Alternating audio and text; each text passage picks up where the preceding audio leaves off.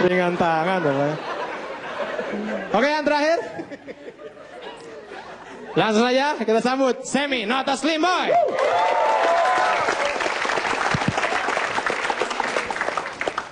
Selamat malam.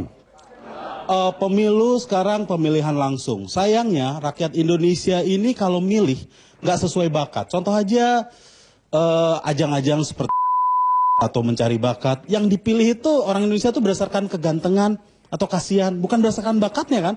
Makanya dalam ajang-ajang itu yang menang tuh yang ganteng atau enggak yang mukanya ngasihanin gitu kan. Bukan karena bakatnya. Dan sekarang ini berbahaya kalau ini diterapkan dalam pemilihan presiden. Karena sekarang kan yang Indonesia juga suka memilih berdasarkan tren. Nah sekarang kan yang lagi ngetren adalah joget. Nah bisa-bisa 2014 nanti presidennya si Cesar.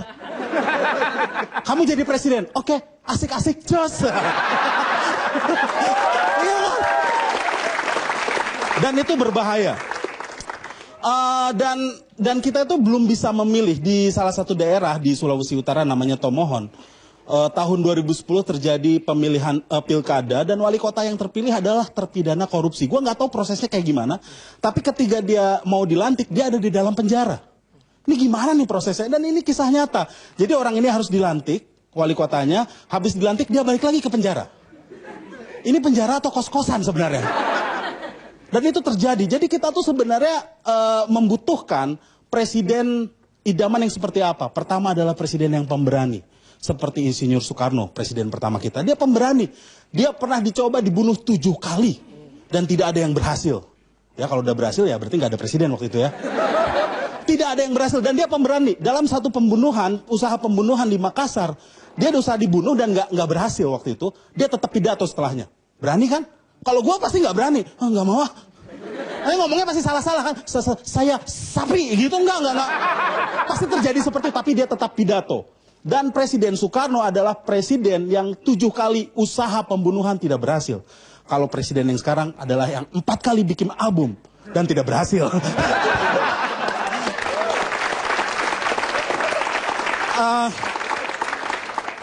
Dan apa ya, kita juga harus belajar dari Soekarno. Soekarno itu bukan hanya dihormati di Indonesia, di luar negeri. Dia adalah salah satu deklarator non-blok Asia Afrika, lu tahu kan pelajaran SMP itu. Dan di Afrika dia dihormati di sebuah negara namanya Maroko, bahkan diabadikan jadi nama jalan. Ada jalan Soekarno di Maroko. Saking dihormatinya dia. Sedangkan kita di Jakarta kita tidak menghormati Maroko. Di kafe-kafe di Jakarta dilarang Maroko. Di mana kita ini?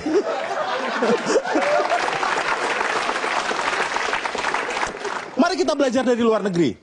Salah satu presiden yang bagus adalah dari Korea Selatan, dia jujur, namanya Roh Hyun-moon. Dia bukan jujur sih ya. Ini kita menunjukkan kredibilitas Korea Selatan. Ada presiden yang namanya Roh Hyun-moon, itu mantan presiden, lalu ketahuan dan dituduh korupsi.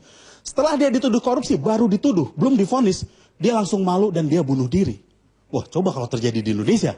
Di Indonesia ada yang dituduh korupsi, langsung, gue nggak korupsi. Kalau terbukti korupsi Rp1 saja, gue akan digantung di Monas.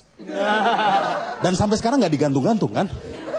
Dan kalau nanti terbukti pun dia tidak akan digantung karena permainan kata. Kan kalau terbukti korupsi Rp1 saja, gue korupsinya nggak segitu men.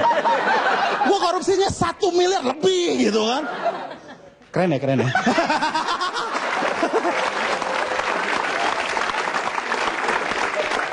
Itu yang terjadi di Indonesia. 2014 kita mau pemilu ya. Dan kita seharusnya berpartisipasi, seharusnya. Tapi gue nggak bisa nyalahin teman-teman kalau mau golput. Itu pilihan kita. Kalau misalnya calonnya nggak ada yang beres, ya mungkin ada beberapa orang yang golput. Kenapa yang golput itu selalu disalahin?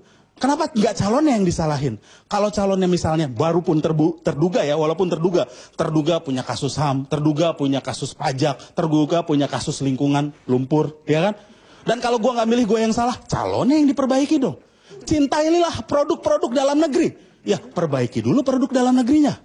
Cintailah film-film Indonesia. Kalau filmnya pocong semua. Dari pocong yang keramas sampai yang perawan. Kenapa gue harus tonton? Ya kan? Keren nggak? Tapi, yang perlu disyukuri adalah, ini pocong perawan ini, dia bisa masuk sekolah. Selamat malam, nama gue Semi. Tepuk tangan untuk Semi Notus Limboy. Oke, ini sebenarnya nggak ada yang menang ya. Ini cuma apresiasi aja. Ini persneleng.